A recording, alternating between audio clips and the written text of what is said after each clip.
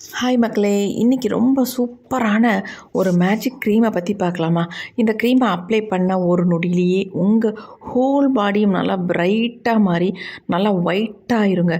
அவ்வளோ ஒரு சூப்பரான எக்ஸலண்ட்டான ரிசல்ட் கொடுத்துருக்கு. பாருங்கள் எந்த அளவுக்கு பிரைட்டாக இருக்குது அப்படின்ட்டு. இந்த மாதிரி பிரைட்டாக மாறுறதுக்கு நம்ம 1000, 500, 2000 செலவு பண்ணி பார்லருக்கெலாம் போக வேணாங்க.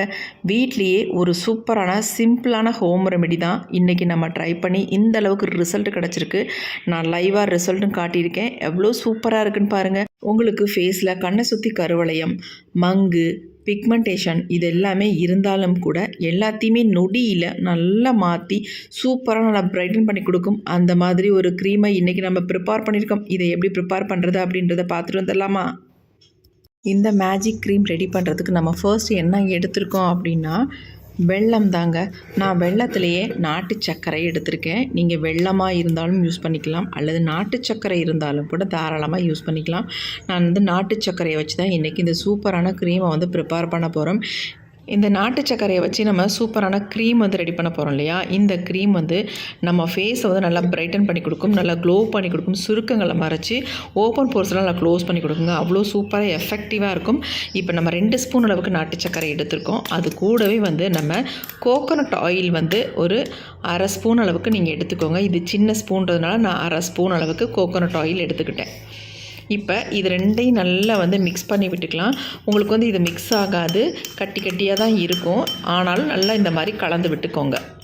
இப்போ இது கூடவே ஒரு முக்கியமான ஒரு பொருளை ஆட் பண்ண போகிறோம். அது என்னன்றதை நான் சொல்கிறேன். இப்போ நாம் நல்லா மிக்ஸ் பண்ணியாச்சு.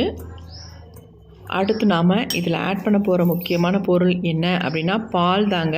அதாவது நல்ல பசும்பால் இதில் ஆட் பண்ணிக்கோங்க. இருந்தால் கண்டிப்பாக பசும்பாலே ஆட் பண்ணிக்கோங்க, இல்லாதவங்க பாக்கெட் பால் ஆட் பண்ணிக்கோங்க. இப்போ இது எல்லாத்தையும் சேர்த்து நல்லா மிக்ஸ் பண்ணி விட்டுக்கோங்க.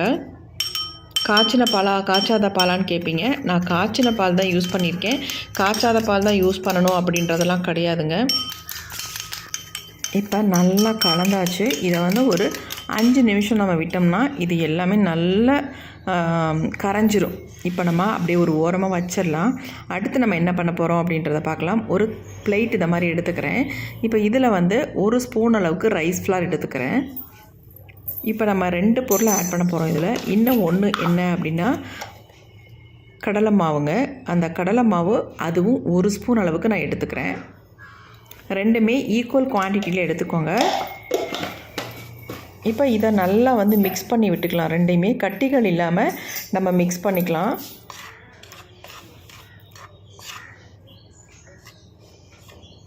நல்லா ஸ்மூத்தாக இருக்குது. இந்த மாதிரி நமக்கு இருக்கணும், கட்டி இல்லாமல். இப்போ இதை நம்ம என்ன பண்ண போகிறோம் அப்படின்னா நல்லா ஒரு பேனில் போட்டு ஃப்ரை பண்ண போகிறோம்.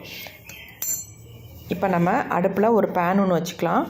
அதில் இந்த எடுத்த பொடியை நம்ம உள்ளே ஆட் பண்ணி நல்லா ஃப்ரை பண்ண போகிறோம். இது எப்படி ஃப்ரை ஆகணும் அப்படின்னா நல்லா ஒரு பிளாக் கலருக்கு, அதாவது காஃபி பவுடர் கலருக்கு இது சேஞ்ச் ஆகி வரணும். அது வரைக்கும் நம்ம இதை ஃப்ரை பண்ணி எடுத்துக்கலாம். கண்டிப்பாக இதை லோ ஃப்ளேம்லேயே வச்சு நீங்கள் ஃப்ரை பண்ணி எடுத்துக்கோங்க. அப்போ உங்களுக்கு ஈஸியாக இருக்கும். இல்லைனா இது அடிப்பிடிக்க செய்யும். அந்த அடிப்பிடிக்காமல் இருக்கணும்னா நம்ம லோ ஃப்ளேமில் வச்சுக்கோங்க. இப்போ பாருங்கள், கலர் நல்லா சேஞ்ச் ஆகி வருது. இன்னும் கூட நமக்கு கலர் மாறி வரணும். அது வரைக்கும் இதை ஃப்ரை பண்ணிக்கணும். இது நீங்கள் நினைக்கலாம் ஸ்க்ரப் மாதிரி நமக்கு இது வரும் அப்படின்ட்டு. கண்டிப்பாக இல்லை. இதை ஹோல் பாடிக்கு நீங்கள் யூஸ் பண்ணுற ஒரு க்ரீம் மாதிரி நமக்கு இது கிடைக்க போகுது. பாருங்கள், நல்லா கட்டி கட்டியாக வருது, அடி பிடிக்குது பாருங்கள். ஆனால் நல்லா நான் சுரண்டி விட்டு இந்த மாதிரி எடுத்துட்டேன். இப்படி தான் நமக்கு வரும். கட்டியாக வரதுனால ஒரு பிரச்சனையும் இல்லை. சூப்பராக நமக்கு நல்லா க்ரீமியாக மாறிடும். அது எப்படி மாறுதுன்றதை நான் சொல்கிறேன் பாருங்கள். இப்போ பாருங்கள், நம்ம ஸ்டவ்வை ஆஃப் பண்ணிட்டோம். நல்லா ஆறிடுச்சு. ஆறினதுக்கப்புறம் நம்ம பார்க்குறச்ச எப்படி இருக்குது அப்படின்னா காஃபி பவுடர் மாதிரி இருக்குது பாருங்கள்.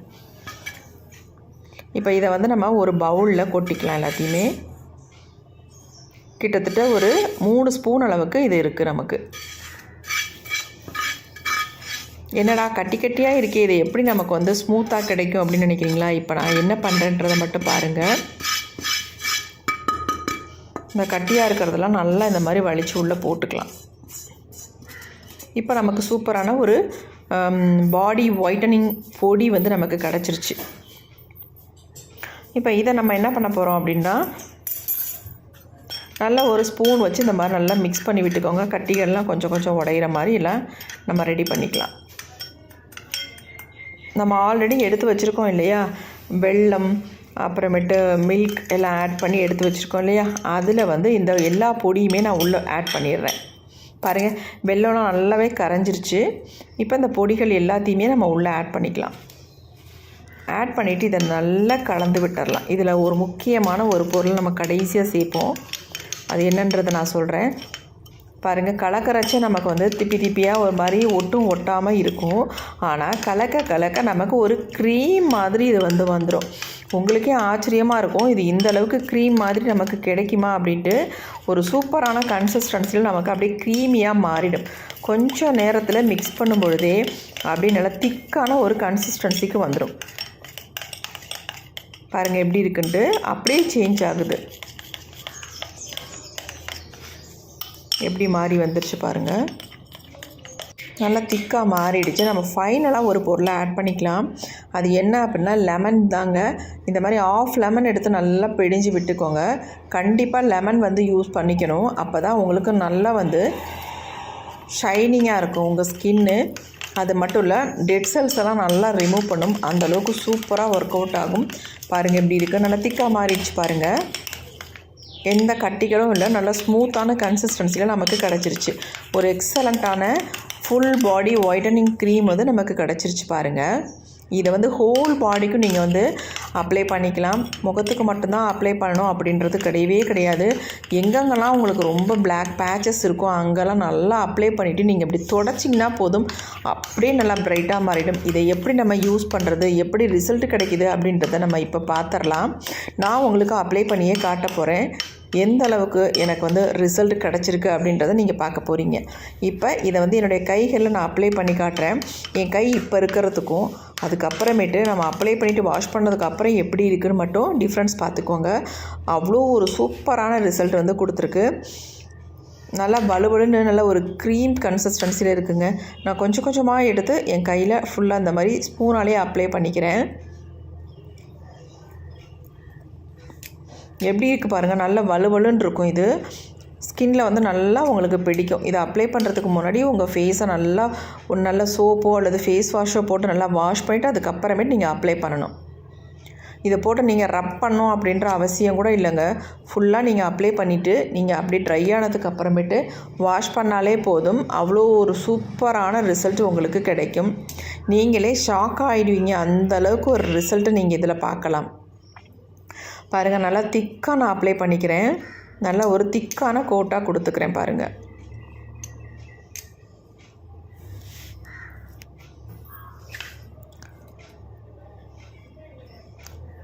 நான் வந்து டிஃப்ரென்ஸ் காட்டுறதுக்காக இந்த அளவுக்கு மட்டும் அப்ளை பண்ணியிருக்கேன். அது மட்டும் இல்லை, லெஃப்ட் ஹேண்டில் தான் நான் அப்ளை பண்ணியிருக்கேன், ரைட் ஹேண்டில் அப்ளை பண்ணலை. ஏன்னா அப்போ தான் உங்களுக்கு வித்தியாசம் தெரியும், அதுக்காக தான் நான் அப்ளை பண்ணலை.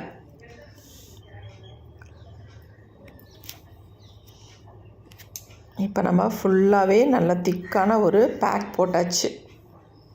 இதை வந்து டெய்லி நீங்கள் யூஸ் பண்ணணும் அப்படின்ற அவசியமே இல்லைங்க. வாரத்துக்கு ஒரு டைம் மட்டும் இதை யூஸ் பண்ணிங்கனாலே போதும். முடிஞ்சால் ஞாயிற்றுக்கிழமை மட்டும் எப்பயுமே இதை வந்து ட்ரை பண்ணுங்கள். அந்த வாரம் ஃபுல்லும் நீங்கள் நல்லா பளிச்சுன்னு இருப்பீங்க. உங்கள் ஹோல் பாடியுமே நல்லா ப்ரைட்டாக இருக்குங்க. இப்போ நல்லா அப்ளை பண்ணி விட்டாச்சு.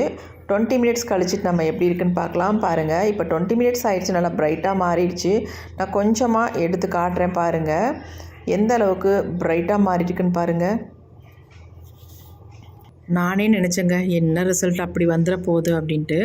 ஆனால் எனக்கு ரிசல்ட்டை பார்த்தோன்னே என்னையாலேயே நம்ப முடியல. அந்தளவுக்கு எனக்கு வந்து டிஃப்ரென்ஸ் தெரிஞ்சுது. இப்போ நம்ம மேலாப்பில் இருந்த அந்த க்ரீமெல்லாம் வலித்து எடுத்துகிட்டு நல்லா ஒரு ஸ்க்ரப் கொடுத்துக்கலாம். இந்த மாதிரி மைல்டாக ஒரு ஸ்க்ரப் கொடுத்திங்கன்னா நல்லா ஸ்மூத்தாக இருக்கும் உங்களுக்கு பண்ணுறதுக்கு. இப்போ பாருங்கள், நான் கையை வந்து காட்டன் கிளாத்தில் தொடச்சி காட்டுறேன் பாருங்கள் எப்படி இருக்குது அப்படின்ட்டு. எந்த அளவுக்கு எக்ஸலண்ட்டான ரிசல்ட் வந்திருக்கு பாருங்கள். செம்மையாக வந்து சேஞ்ச் ஆகிருக்கு. எனக்கு வந்து நம்பவே முடியல. 100க்கு 200% நமக்கு சூப்பரான ரிசல்ட் கிடைக்கும். ஹோல் பாடியும் நீங்கள் பிரைட்டாக மாற்றணும், நல்லா உங்களுக்கு பிரைட்டாக மாறணும் அப்படின்னு நினச்சிங்கன்னா கண்டிப்பாக இந்த ரெமெடியை நீங்கள் ட்ரை பண்ணி பாருங்கள். இதுக்காக பார்லர்லாம் போகவே வேணாங்க, வீட்லேயே சூப்பராக நம்ம வந்து இந்த மாதிரி பிரைட்டன் ஆயிடலாம். பாருங்கள் எப்படி இருக்குது அப்படின்ட்டு. நான் ஃபுல்லாக கழுவிட்டு வந்துட்டேன், கையை கழுவிட்டேன். பாருங்கள் டிஃப்ரென்ஸ் பாருங்கள் எப்படி இருக்குது அப்படின்ட்டு. லெஃப்ட் ஹேண்டுக்கும் ரைட் ஹேண்டுக்கும் எவ்வளோ டிஃப்ரென்ஸ் இருக்குது பாருங்கள். லெஃப்ட் ஹேண்ட் நல்லா பிரைட்டாக மாறிட்டுருக்கு, நல்லா எப்படி இருக்குன்னு பாருங்கள். இதே ரைட் ஹேண்டு பாருங்கள் டார்க்காக இருக்குது. இதை நான் மிச்சம் இருக்கிற க்ரீமை ஹோல் பாடிக்குமே அப்ளை பண்ணி இந்த மாதிரி சூப்பராக ஒயிட்டாக மாற போகிறேங்க. கண்டிப்பாக நீங்களும் ட்ரை பண்ணி பார்த்துட்டு உங்களுக்கு எப்படி ரிசல்ட் வந்திருக்கு அப்படின்ட்டு கமெண்ட்டில் என்னோட ஷேர் பண்ணிக்கோங்க. நிறைய பேத்துக்கு நிறைய விதமாக டவுட் இருக்கும், இது எப்படி இந்தளவுக்கு பிரைட்டாக மாற்றி கொடுக்குமா அப்படின்ட்டு. கண்டிப்பாக ட்ரை பண்ணி பார்த்தீங்கன்னா உங்களுக்கு ரிசல்ட் நீங்களே தெரிஞ்சுக்கலாம். Okay friends, thank you, see you, bye bye. Next ஒரு புதிய வீடியோவில் பார்க்கலாம்.